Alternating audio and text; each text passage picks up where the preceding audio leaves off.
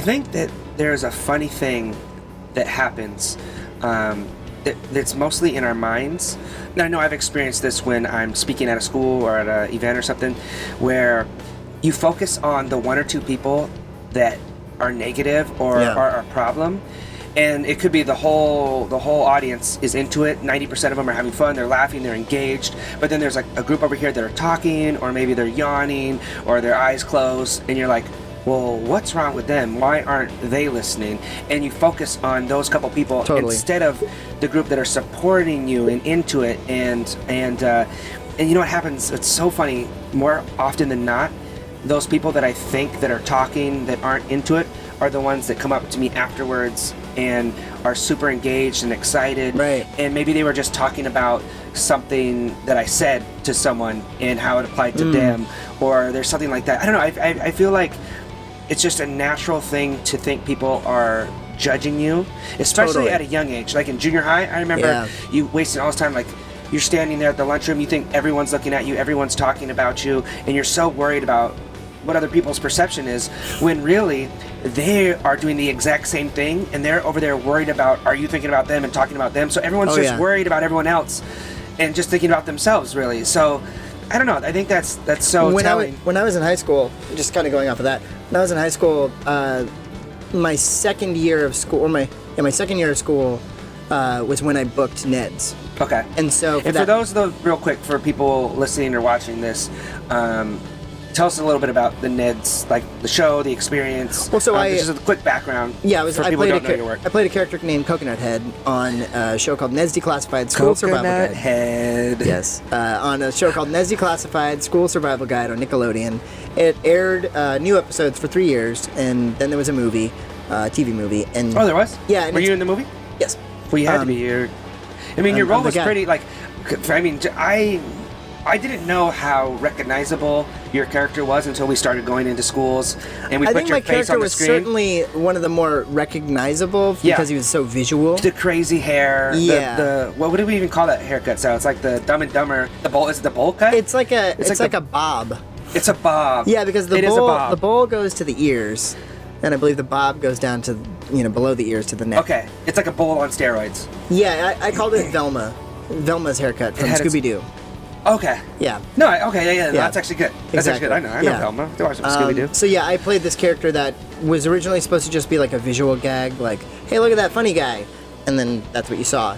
Yeah. But it turned into a part where I was actually having lines and storylines. People start to love your character. You come in and bring the funny, right? Exactly. Yeah. I was supposed to be like only... I was kinda, yeah.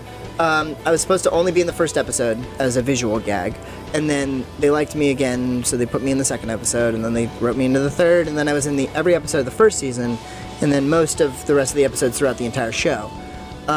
So, yeah, I did that for a while, and the first year of shooting that was right in the middle of my second year of school. Okay. In high school.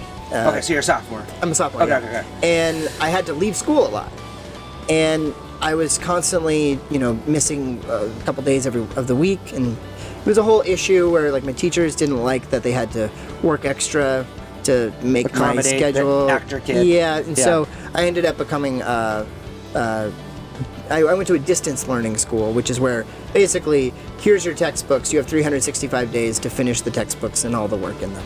Okay. And so I would just. You have to be very self-sufficient. Yeah, so that's how I did my high school for the rest of high school. Okay. For the last 2 years. Okay. It was interesting because, like you were saying about how everybody thinks that everybody else is the one that's judging them, they're all insecure. Yeah. I was super shy and nerdy, and I was also physically really short and looked like a little kid. So, at 16, people were trying to cast me to play, like, 11-year-olds. Oh, shoot. I was like... You were real little. Yeah, I was really tiny. We're the same. Yeah, that baby skin. Yeah, that baby skin.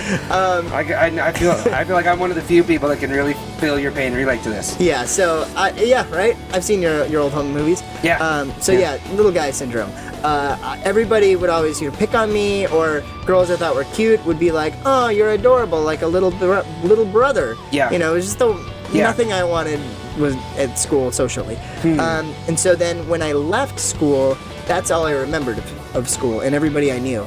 And I So it's thought, kind of a negative experience. You're saying like school is people aren't kind. yeah, people for some, look down on it was me. either people weren't kind to me, or the people I wanted to be friends with just, kind of, I was that funny looking kid.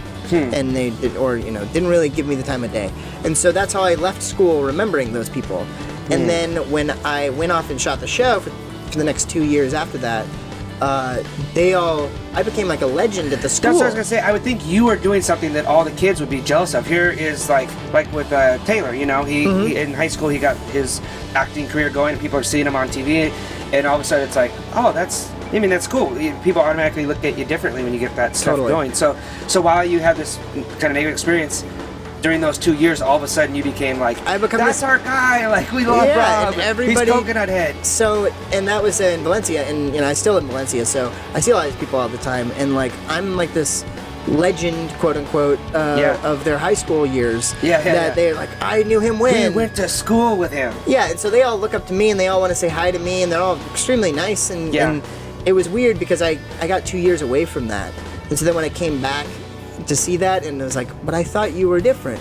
Yeah. And wait, was I the one thinking you were crazy, or, what was happening here? Like, maybe none of this was worth any of the time of day. Yeah. And that's kind of something that really stood out.